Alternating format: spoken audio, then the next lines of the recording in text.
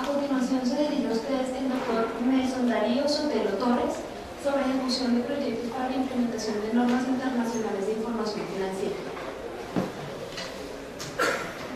El doctor Nelson Darío Sotelo Torres es contador público de la Universidad Libre de Colombia, programa Business Advisor de alta gerencia del CESA y especialización de contabilidad financiera internacional de la Universidad Javeriana. Trabajó también durante 15 años en la firma KPMG. Su área de especialización es la implementación de normas internacionales de información financiera, auditoría y consultoría de evaluación y mejoramiento de procesos e implementación del sistema de administración de riesgos. Con entrenamiento y participación en proyectos de Business Measurement Process, Enterprise Risk Management, auditoría de negocios, Management Audit Service, norma internacional de información financiera y servicios due diligence. Doctor Nelson Darío, tiene la palabra. Muy buenos días para todos. Muchas gracias por la visión. Muy ilustrativa la presentación de la doctora Liliana. Quizás el punto de calce con el que vamos a arrancar es que la estructuración de un proyecto de norma internacional de información financiera es preguntarse dónde estamos, en qué punto estamos. Y dice, usted está aquí, arrancando en la mitad del camino, está culminándolo, lo está haciendo con consultores, lo está haciendo solo, lo está haciendo con un equipo que se ha venido formando, están todos los integrantes dentro del equipo que deberían estar para desarrollar un proyecto de esta naturaleza. Pues bien, ese es el punto que nos tenemos que responder. ¿Cómo vamos a arrancar? ¿De dónde vamos a arrancar? Y un poco, dentro de la experiencia que se está viviendo dentro del grupo 1, cuáles son esas lecciones aprendidas, qué debiera uno hacer y qué debiera uno tener precaución en el hacer.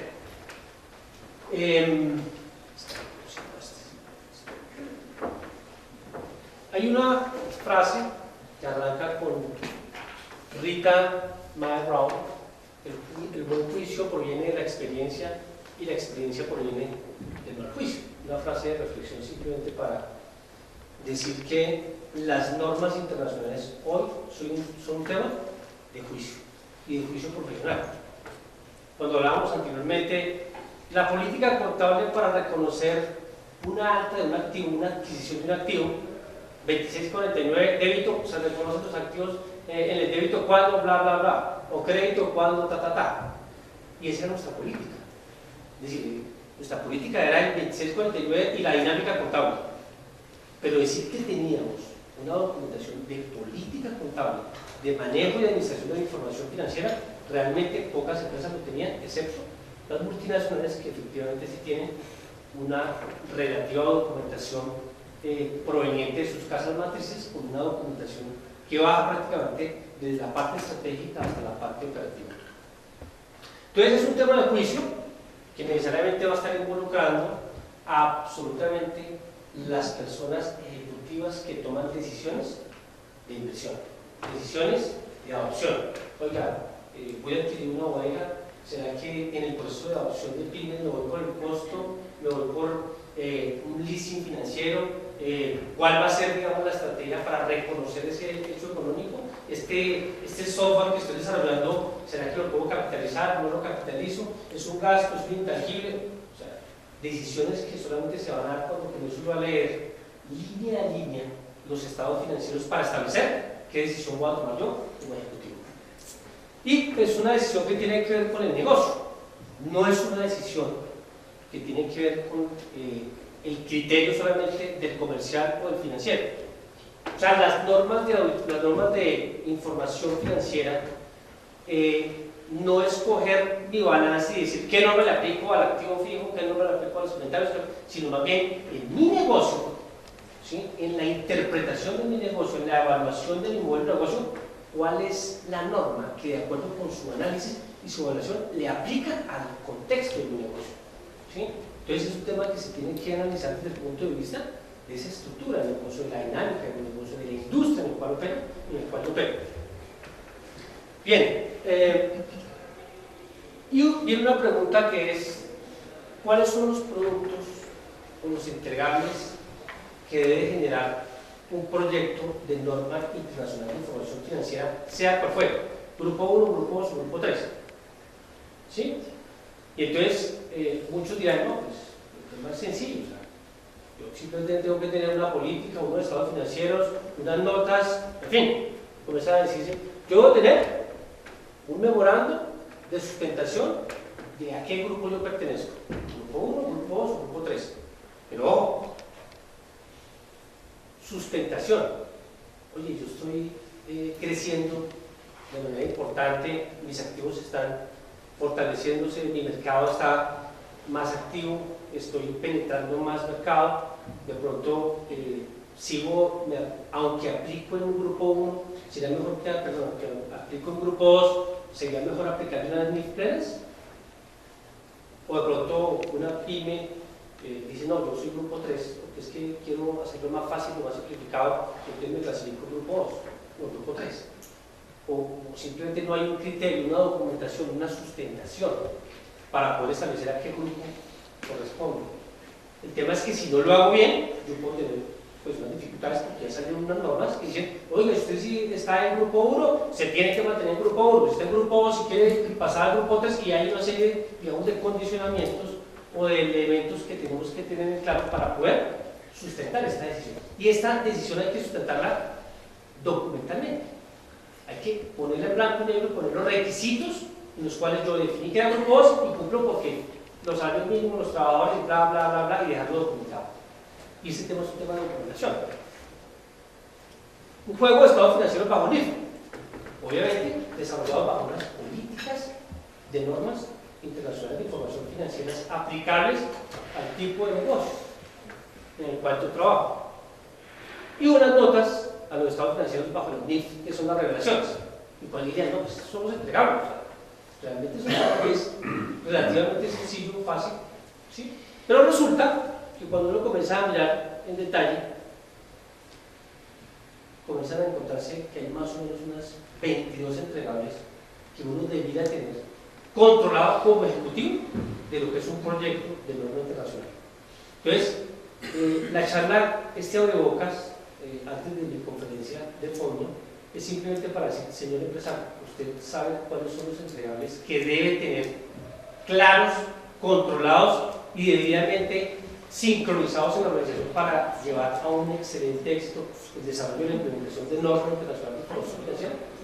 Bien, entonces, enseguida vamos a arrancar con cada uno de estos entregables que usted, señor ejecutivo, debe tener claro que debe controlar o de un consultor o de su equipo de trabajo MIF, o de una combinación de gente mía con un consultor para poder controlar un proyecto MIF. Enseguida vamos a arrancar con el desarrollo de este proyecto y obviamente pues vamos a hacer, digamos, el desarrollo de este tema. Vamos a irnos a un break y retomamos enseguida el break. Bueno, muchas gracias. Estábamos un poquitico contextualizando cuáles son los entregables que debe arrojar un proyecto de norma internacional y que nosotros como ejecutivos debiéramos estar controlando, monitoreando, integrando con el equipo de trabajo que va a desarrollar este proyecto de IFRS. Entonces, digamos, ya entrando en orden, digamos, de los posibles 22 ítems que vamos a recorrer, no tiene que ser una lista estrictamente como esta, obviamente pueden haber unas variaciones, pero es una guía de cómo un ejecutivo debiera estar integrando este compendio de entregables que genera un proyecto NIF. El primer tema es un memorando de sustentación del grupo al cual pertenece la compañía para adopción del NIF. Sin duda alguna, el primer requerimiento que nos va a hacer el revisor fiscal o el auditor o la superintendencia o cualquiera es, ¿usted por qué es grupo 1 o por qué es grupo 2? ¿Sí?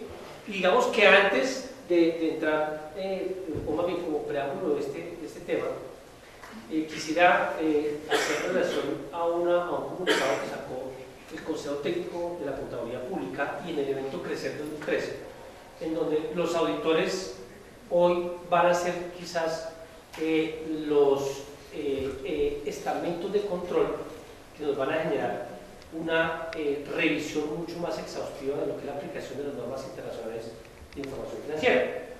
En la reciente revista que sacó el Instituto Nacional de Contadores Públicos, establece que las firmas de auditoría locales, porque las internacionales de alguna manera aplican estándares internacionales de auditoría, tendrán que fortalecerse mucho en la implementación de normas internacionales de auditoría. Tendrán que comenzar un proceso de acreditación. Quiere decir que un profesional, nosotros como contadores públicos, ustedes que son colegas míos y algunos que desempeñamos algunas funciones de auditoría, vamos a tener que acreditarnos, vamos a tener que fortalecer mucho nuestra formación en auditorías bajo normas internacionales de auditoría. Por ejemplo, la NIA 540, la auditoría de estimados contables. Entonces el auditor tendrá que conocer el contexto de esa auditoría para poder realizar una auditoría de una implementación de normas internacionales de información financiera. Entonces lo que nos espera, y yo vengo de una reciente implementación para el grupo 1, es que los auditores nos van a pedir absolutamente toda la documentación y nos van a coger línea por línea la lista de revelaciones que tienen que aplicarse de norma por norma para ver si nosotros comenzamos si consideramos todos los elementos que implican una adopción de normas internacionales de información financiera. Entonces, el primer requerimiento que nos van a hacer es este.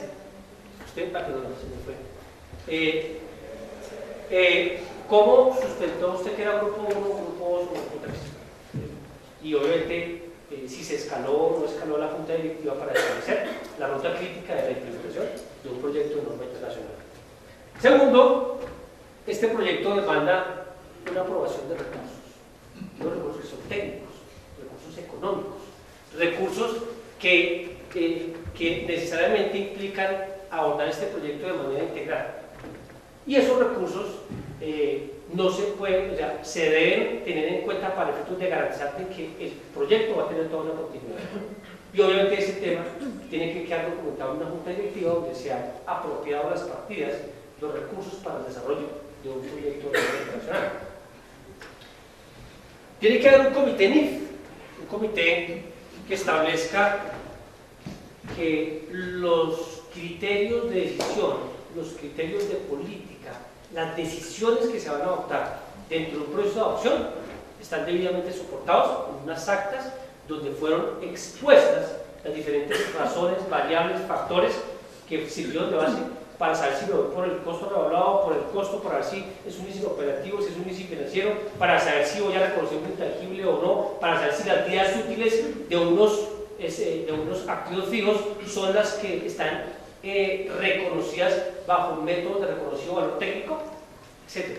Entonces acá este comité comienza a tener una importancia a la hora que es la que determina que fueron analizados, valorados y colocados en una política esos criterios de decisión.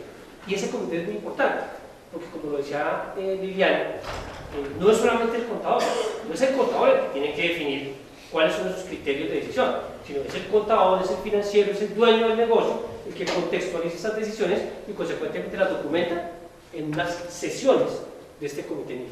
Luego este comité es fundamental que lo constituyamos. Y obviamente debe estar conformado por los principales ejecutivos que toman decisiones de negocio. O sea, ustedes son los que van a liderar estos comités con un apoyo técnico de interpretación de la norma de acuerdo con la dinámica de los diferentes negocios. También está definida una metodología para la implementación. Y cuando uno habla de la metodología, no es coger la norma, pegarla en otro documento y hacerle unos ajustes y decir que esa es la política. ¿Sí? O sea, la política definitivamente implica que haya una evaluación de las normas que son aplicables a la dinámica de mi negocio, que se expongan los factores más importantes de cada norma, que se analicen los criterios de evaluación y que haya una forma de integrar esa información con los diferentes estamentos que intervienen en una operación. O sea, ahorita uno cuando mira la implementación de normas internacionales, lo que mira es las transacciones que pueden estar sujetas a la aplicación de una norma internacional. Y cuando uno habla de una transacción, son transacciones de compra, de ventas, transacciones de transferencias, transacciones de bajas, en fin. Todo ese tipo de transacciones son las que nosotros vamos a filtrar y evaluar para saber si le aplico A o B norma. Por ejemplo, si nosotros estamos mirando lo que tiene que ver con la cartera, toda mi cartera a lo mejor no es igual, no es estándar. Yo tengo diferentes tipos de productos, diferentes líneas de negocio, diferentes canales de distribución a las cuales les llega mi producto y posiblemente la forma de facturar es distinta. La forma de reconocer un hecho económico es distinta. En ese orden de ideas, determinar cuáles son mis diferentes líneas de negocio, mis diferentes tipos de transacciones, una mercancía en consignación o una venta a plazos, deberá ser analizada y debidamente segregada para saber qué política yo le voy a aplicar, ¿sí? O en mis activos fijos, ¿sí? Hay unos activos fijos que pueden ser maquinaria, muebles de enseres, licencias, en fin. Entonces tendré que clasificar cuáles son los diferentes tipos de activos que yo voy a tener para saber, pues, cómo voy a aplicar el criterio de política. Entonces, todo este tipo de cosas son las que uno comienza a evaluar a efectos de que esa metodología debe decir, oiga, vamos a hacer reuniones de trabajo, vamos a hacer consulta de la norma, reuniones y una aplicación, traemos un ejemplo, hacemos sesiones de preliminares de aprobación, en fin, ¿cuál va a ser la metodología de compartir la información, comunicarla, documentarla? ¿Cuál va a ser la metodología? Entonces tiene que haber necesariamente ese documento que permita en esa ruta crítica ir dejando la trazabilidad de lo que es un proyecto de norma internacional. Tiene que haber un plan de sensibilización y capacitación ejecutado. Claro. Es que obviamente el tema de normas es que partimos de una interpretación del decreto 649 y otros reglamentarios que subieran y pasamos a un concepto de normas donde la estructura es distinta. Una política, una norma internacional habla de un objetivo de la norma, de un alcance, ¿sí? De un reconocimiento inicial, de un reconocimiento posterior, de una contabilización, de unas revelaciones, ¿sí? De unas altas, de unas bajas, de un deterioro, y obviamente la estructura es completamente distinta a simplemente la dinámica contable de lo que era el decreto 2649. Entonces, necesariamente eso implica